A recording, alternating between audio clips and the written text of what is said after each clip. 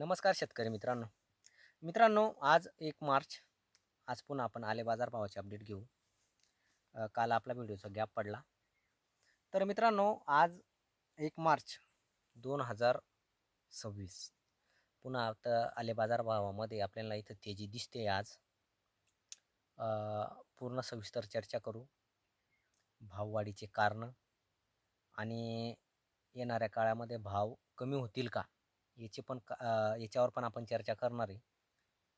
आणि भरपूर शेतकऱ्यांचं म्हणणं असं आहे की मजूर कमी झाल्यामुळे, म्हणजे एम पीचं मजूर जे असतं ते त्यांच्या गावाकडे गेल्यामुळे हे भाव वाढले का, नेमकं काय, याच्यावर पण आपण असं चर्चा करू.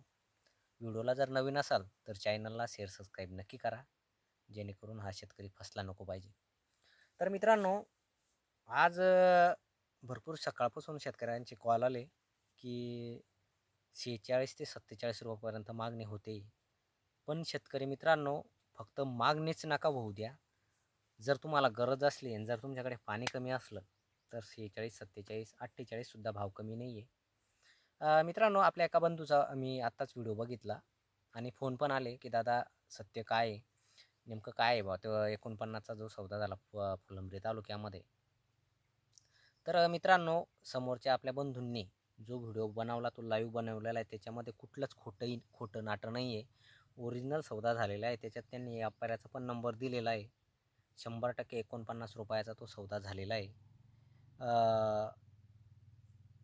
49 रुपयापर्यंत VIP सुपर माल, टॉप क्वालिटीचा माल आहे, म्हणून तो सौदा झालेला आहे.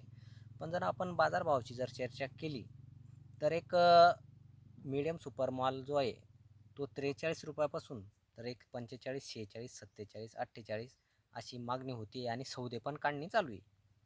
पण तो जो एक सौदा आहे तो 49चा झालेला आहे. तो खोटा नाही आहे, तो ओरिजिनल सौदा झालेला आहे. लाईव्ह तिथं व्हिडिओ काढलेला आहे बंधूंनी. तर मित्रांनो, तुमच्याकडे काय सौदे चालू आहे ते पण कमेंट करून सांगा. आणि आता आपण विषय भाव कमी होतील का याच्यावर चर्चा करू. शेतकऱ्यांचं म्हणणं आहे, व्यापाऱ्यांचं म्हणणं आहे की मजूर गावाला गेलं, त्यांच्या भंगऱ्या बाजार म्हणतात त्यांना, भंगऱ्या बाजाराला गेलं, त्याच्यामुळे भाव कमी झाले, मजूरची टंचाई भासली, आवक कमी झाली, म्हणून त्याच्यामुळे अजून 5-6 दिवसानंतर भाव कमी होतील बा, याच्यावर आपण चर्चा करू. एक उदाहरण सांगतो मी तुम्हाला. माझा अनुभव आहे बरं का. मागच्या व्हिडिओमध्ये सुद्धा बोललो होतो मी. 100 मजूर जर गावाला गेलं, MP मजूर, तर वापस 50च येणार आहे. आणि 50 आल्यानंतर अर्धा माल बेण्यावर जाणार आहे आणि अर्धा माल मार्केटला जाणार आहे. गणित तिथंच आलं. बाजार स्थिर राहण्याची शक्यता, म्हणजे असेच 5,000 रुपयापर्यंत, 51-52 रुपयापर्यंत बाजार असेच राहतील. जर वाढले कधी तर शेतकऱ्यांसाठी आनंदाची गोष्ट आहे. चांगलंच आहे ना वाढले तर. तर मित्रांनो, येणाऱ्या काळामध्ये चान्सेस आहे वाढण्याचे. एक अंदाज आहे बरं का, अंदाज 51-52, 55 रुपयापर्यंत या 8-10 दिवसामध्ये होऊ शकतं. कारण बेण्याची मागणी भरपूर मोठ्या प्रमाणामध्ये आहे आणि कुठलाच माल पुरला नाही, अद्रकच पुरली. ह्या हिशोबाने शेतकरी अद्रक लागवडीकडे ह्यावर्षी वळणार आहे, असं मला वाटतं. आमच्या गावानुसार मी सांगतोय. तुमच्याकडे काय लागवड किती प्रमाणात होईल ते पण सांगा. आमच्या गावामध्ये, आमच्या भागामध्ये लागवडी म्हणजे अद्रकीचं लागवडी क्षेत्र वाढणार आहे मित्रांनो.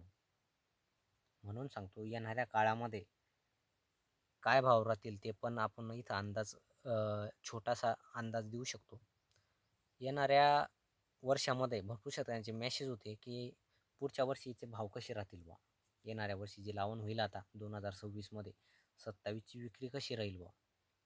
तर एक 2500 रुपयाच्या पुढेच असा माझा अंदाज आहे. 3पर्यंत तरी राहील, 3,500पर्यंत, किंवा मग 2500च्या पुढे अद्रक विकल पुढच्या वर्षी, येणाऱ्या वर्षी. कारण लागवड भरपूर होणार आहे बरं का. जर पाऊस कमी झाला तर 3,000 प्लस पण राहू शकतो, 3.5 प्लस बी राहू शकतो.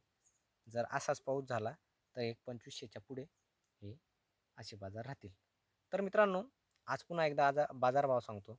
एक 43 रुपयापर्यंत मिडियम सुपर माल आणि VIP सुपर जर असला तर 45, 46, 47, 48 आणि 49चा सौदा आज झालेला आहे.